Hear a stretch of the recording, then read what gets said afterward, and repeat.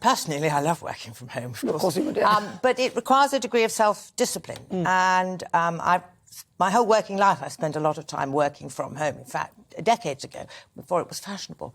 And a lot of people just don't have that discipline. And I couldn't have agreed with you more. I mean, the hours that we have all spent hanging onto the phone waiting for somebody. And what I think a lot of people don't realise is that if they make it obvious to their employers that they can work from home, that the employers don't have to see them, they don't have to come into the office.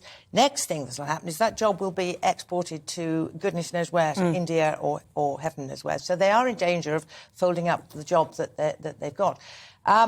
Is it pushing up house prices? I hadn't actually thought about that, but yes, it probably is. But I wouldn't have thought that was a massive impact. Well, it would I'd like be. to see the figures, I think. Well, yeah, I mean, there's a study by the ONS, and the thing is, if you say, you know, you've moved out to a lovely sort of place in the village, somewhere nice, and there's all, you know, the locals are there and all that, but then a lot of people from the cities are doing that. Yes, and a lot of them have got quite a bit of money. You sell your property in the city, you can get threefold of what you would there. Suddenly you're in it, and then more people start doing it. It pushes the prices up, and the indigenous population is struggling to actually afford their own homes. What do you think, Albie? But I mean, ultimately, the issue with house prices and the housing crisis is to do with the fact that we're not building enough homes.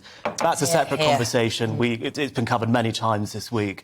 But on the issue of working from home, I'm actually a big supporter of working from home if the employees can prove that they are being as productive at home as they would be in the office. Now, in the case of these call centre workers, obviously that's not been the case for you. Waiting an hour and 37 minutes to get a service is absolutely appalling.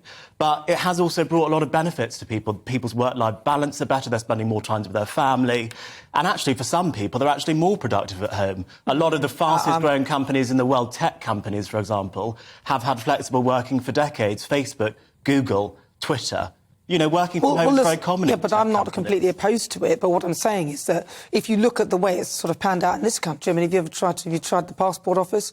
Have you tried the DVLA? I mean, it's just a joke. And if you're trying to get child maintenance services or any of the government bodies in particular, there seems to be a very sort of lethargic approach to it. Sorry. Yes, but I think this is also an issue of, you know, sort of the differences between public sector and private sector. In the private sector, businesses in general are just more efficient than when things are done through the government, so that could be an issue. But I do not think that all of a sudden the passport office delays will be solved if everyone suddenly goes back into the office. That is a problem of staffing.